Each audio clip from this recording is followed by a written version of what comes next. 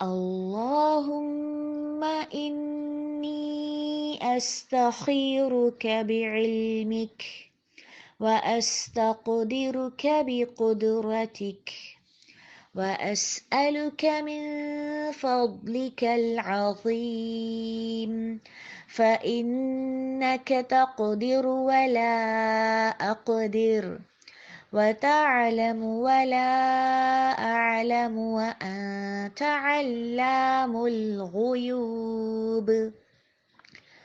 اللهم إن كنت تعلم أن هذا الأمر خير لي في ديني ومعاشي وعاقبة أمري فاقدره لي ويسره لي ثم بارك لي فيه.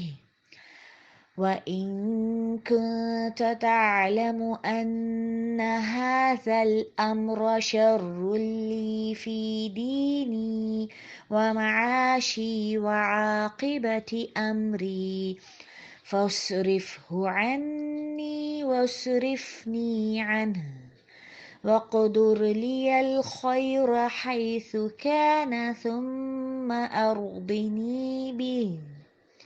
اے اللہ، میں تجھ سے تیرے علم کے ساتھ بھلائی طلب کرتا ہوں، اور تجھ سے تیری قدرت کے ساتھ طاقت طلب کرتا ہوں، اور تجھ سے تیرے علم فضل عظیم کا سوال کرتا ہوں، کیونکہ تو قدرت رکھتا ہے اور میں قدرت نہیں رکھتا، تو جانتا ہے اور میں نہیں جانتا، اور تو غیبوں کو خوب جانتا ہے۔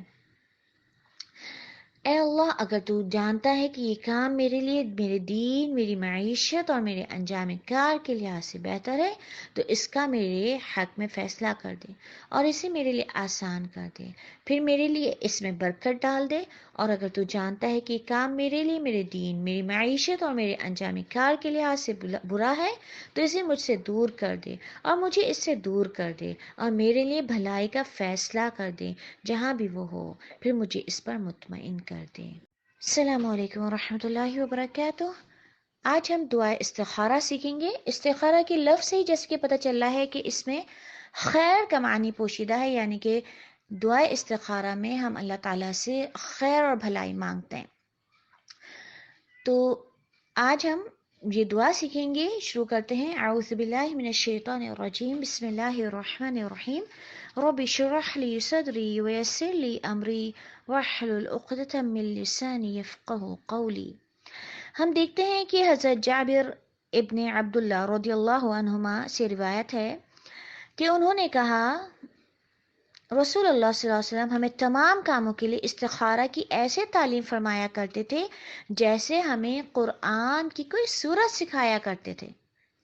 ارشاد فرماتے ہیں کہ جب کوئی تم میں سے کسی کام کا ارادہ کرے تو وہ فرض کے علاوہ 2 رکعت پڑھ لے، پھر یوں کہے، اللہم انی استخیرک بعلمک واستقدرک بقدرتک واسألک من فضلک العظیم فإنک تقدر ولا اقدر وتعلم ولا اعلم وانت علام الغیوب۔ اللهم إن كنت تعلم أن هذا الأمر خير لي في ديني ومعاشي وعاقبة أمري فاقدره لي ويسره لي ثم بارك لي فيه.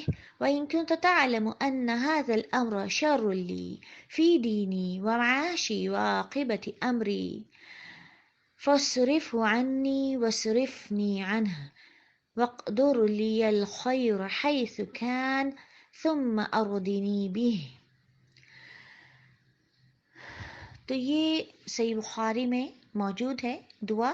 ترجمہ ہے، اے اللہ، میں تجھ سے تیرے علم کی بدولت بھلائی چاہتا ہوں اور تیری قدرت کی بدولت طاقت چاہتا ہوں، اور تجھ ہی سے تیرا فضل عظیم چاہتا ہوں۔ بے شک تو ہی قدرت رکھتا ہے اور میں قدرت نہیں رکھتا ہوں، اور تو جانتا ہے میں نہیں جانتا، تو ہی پوشیدہ باتوں کا جاننے والا ہے۔ اے اللہ، اگر تو جانتا ہے کہ یہ کام میرے دین و دنیا میں اور میرے کام کے آغاز و انجام میں بہتر ہے تو اس کو میرے لیے مقدر فرما دے اور اس کو میرے لیے آسان کر دے، اور اگر تو جانتا ہے کہ کام میرے لیے دین و دنیا میں اور میرے کام کے آغاز و انجام میں نقصان دہ ہے تو اس کو مجھ سے الگ کر دے اور مجھے سے علیحدہ کر دے، اور جہاں کہیں بھلائی ہو وہ میرے لیے مقدر کر دے اور اس کے ذریعے مجھے خوش کر دے۔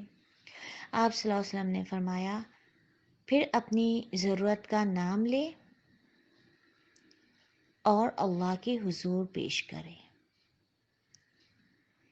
یعنی صحابی رسول فرماتے ہیں کہ نبی صلی اللہ علیہ وسلم استخارہ کی دعا اس طرح سکھاتے تھے جیسے کہ آپ قرآن کی کوئی بھی سورت سکھاتے تھے. اور کیا طریقہ بتایا کہ فرض نماز کے علاوہ کوئی بھی نماز پڑھ لیں. مختلف جو ہم نمازیں پڑھتے ہیں فرض کے علاوہ کوئی بھی جو 2 رکعت نماز پڑھ لیں اور اس کے بعد اللہ تعالیٰ سے یہ دعا کریں، خیر کی دعا، جس کو ہم کہتے ہیں دعا استخارہ. اس میں اگر آپ ترجمے پہ غور کریں تو اس میں کیا ہے کہ جو استخارہ کر رہا ہے وہ اپنے لیے بھلائی مانگ رہا ہے، وہ اپنے لیے خیر مانگ رہا ہے. اس کے ترجمے کو دوبارہ سے توجہ سے سنیں کہ اے اللہ، میں تجھ سے تیرے علم کے ساتھ بھلائی طلب کرتا ہوں اور تجھ سے تیری قدرت کے ساتھ طاقت طلب کرتا ہوں اور تجھے سے تیرا فضل عظیم طلب کرتا ہوں. بے شک تو ہی قدرت رکھتا ہے اور میں قدرت نہیں رکھتا، اور تو جانتا ہے میں نہیں جانتا، تو ہی پوشیدہ باتوں کا جاننے والا ہے.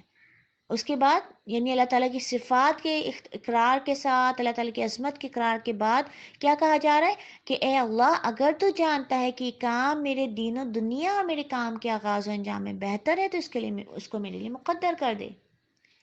یعنی جس بھی کام میں ہمیں مسئلہ آ رہا ہوتا ہے نا کہ یہ کرنا چاہیے یا نہیں کرنا چاہیے، تو اس کے لیے استخارہ کر لینا چاہیے. اور اللہ جانتا ہے کہ ہم کس کام کے لیے استخارہ کر رہے ہیں، تو اس لیے ہم کہتے ہیں کہ یا رب، یہ جو کام ہے اگر یہ آپ کے علم میں میرے دین اور دنیا کے لیے اور میرے کام کے آغاز اور انجام میں بہتر ہے تو اس کو میرے لیے مقدر کر دے، یعنی اس کام کو میرے لیے آسان کر دے. اور اگر آپ کے علم کے مطابق یہ اس میں میری دنیا اور آخرت کے لیے بھلائی نہیں ہے، انجام اور آغاز میں نقصان ہے، تو یا رب اس کو مجھ سے دور کر دے اور مجھے اس سے دور کر دے. کس قدر خوبصورت دعا سکھا دی گئی ہے. اکثر مسائل ہوتے ہیں نا کہ وہاں پہ ہم کام شروع کریں یا نہ کریں، یہ کاروبار ہم شروع کریں یا نہ کریں، بچی کا فلاں جگہ رشتہ کریں یا نہ کریں، بیٹے کا فلاں جگہ رشتہ کریں یا نہ کریں. ایک تو ہوتی ہے دین کی ظاہری بات ہے کہ یہ حلال ہے، یہ حرام ہے، یہ اس کام سے رک جاؤ اور یہ کام کر لو.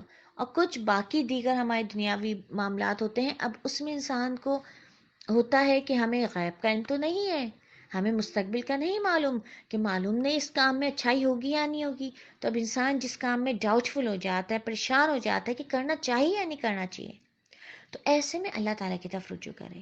استخارہ کی دعا سکھائی گئی، فوراً سے اس کی طرف آ جائیں کہ یا رب، یہ جو کام میں کرنا چاہتی ہوں یا میں جو یہ کام کرنا چاہتا ہوں، اس میں اگر میرے لیے بھلائی ہے تو اس کو میرے لیے آسان کر دے. اللہ تعالیٰ خود اس کے لیے کام کے لیے راہیں نکال دیں گے اور انسان وہ کام کرتا چلا جائے گا. اور اگر اس کام میں ہمارے لیے بھلائی نہیں ہوگی، خیر نہیں ہوگی، تو انشاءاللہ اللہ تعالیٰ کسی نہ کسی طرح ہمیں اس سے دور کر دیں گے. کچھ ایسی رکاوٹیں آ جائیں گی، کچھ ایسی باتیں ہو جائیں گی کہ وہ کام خود بخود ٹل جائے گا اور نہیں ہوگا. اس میں خیر ہوگی تو وہ ہو جائے گا. تو اس میں ہم دیکھتے ہیں کہ کیا سکھایا گیا کہ 2 رکعت پڑھنے کے بعد بس یہ دعا کر لیں اور پھر جو بھی ضرورت کا کام ہے اس کا نام لے کے اللہ تعالیٰ کے حضور اس کو پیش کر لیں کہ یا رب، یہ کام جو میں کرنا چاہتی ہوں یا کرنے لگی ہوں تو یہ کروں یا نہ کروں، یہ اللہ تعالیٰ کے حوالے ہم ایک طرح سے کر دیتے ہیں اس معاملے کو. تو انشاءاللہ اللہ تعالیٰ اس میں ضرور ہماری خیر اور بھلائی کی طرف رہنمائی کرنے پر قادر ہے. جب بندہ اپنے رب کو پورے یقین کے ساتھ پکارتا ہے تو اللہ تعالیٰ ضرور اس کی دعاؤں کو سنتا ہے. ہم دیکھتے ہیں کہ اس کے فوائد میں کہ استخارہ کی جو دعا ہے اس کے ذریعے بندہ اول تو وعدہ تقول، جو توکل ہوتا ہے کہ اللہ پہ پورا بھروسہ، وہ کرتا ہے. اور پھر ثابت قدمی اور تقدیر الہی پر راضی رہتا ہے، کیونکہ وہ دعا اس میں یہی کر رہا ہے نا کہ یار اب اگر یہ میرے لیے مقدر ہے، بہتری ہے، اس کو میرے لیے مقدر کر دیں. اگر اس کام میں میرے لیے بہتری ہے تو اگر اس طرح کا کام ہو جاتا ہے، پھر بظاہر انسان کو دنیاوی طور میں اس میں لگتا ہے کہ پتہ نہیں صحیح ہوا نہیں ہوا، تو وہ یہ نہیں سوچتا صحیح ہوا یا نہیں ہوا.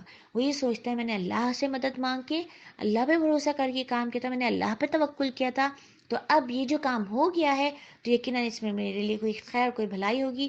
پھر وہ ثابت قدمی کے ساتھ اس پہ جمع رہتا ہے اور بظاہر اس کو کوئی نقصان یا کوئی پریشانی نظر بھی آتی ہے تو وہ اس کو تقدیر الہی سمجھ کے اس پہ راضی رہتا ہے، کیونکہ اس نے اللہ تعالیٰ سے یہی دعا کی تھی نا. کیونکہ اگر خلوص دل سے اللہ کے حضور دعا کی جائے اللہ تعالیٰ کے آگے یہ باتیں پیش کی جائیں تو اللہ اپنے فضل و کرم سے اپنے بندے کی مطلوبہ کام میں ضرور خیر و بھلائی رکھتا ہے. یہ ہمیں یقین ہونا چاہیے کہ جب میں نے اللہ تعالیٰ کے آگے سوال کیا ہے، میں نے اسے بھلائی طلب کیے، تو یقیناً وہ میرے لیے وہی فیصلہ کرے گا جس میں میرے لیے خیر اور بھلائی ہوگی. تو آج ہم یہ دعا سیکھتے ہیں. اس دعا کو لازمی سیکھیں، لازمی یاد کرنے کی کوشش کریں اور عادت بنائیں کہ کوئی بھی مسئلہ، کوئی بھی پریشانی ہو، اس کام کو کرنے سے پہلے پھر کیا کریں؟ ضرور استخارہ کر لیں، 2 رکعت نماز پڑھیں اور دعا پڑھ لیں، تو انشاءاللہ دل میں اطمینان ہو جائے گا اور وہ کام جو ہونا ہے وہ خود بخود آسان ہو جائے گا. اور ایک بار ضرور یاد رکھیں، استخارہ میں ہم اپنی ذات کے لیے خیر مانگتے کہ یا رب اس میں میری دنیا، میری آخرت کے لیے بھلائی ہے تو یہ کام کروا دے. اس سے کیا پتہ چلتا ہے کہ ہمیں اپنے لیے خود استخارہ کرنا ہے. دعا سیکھتے ہیں.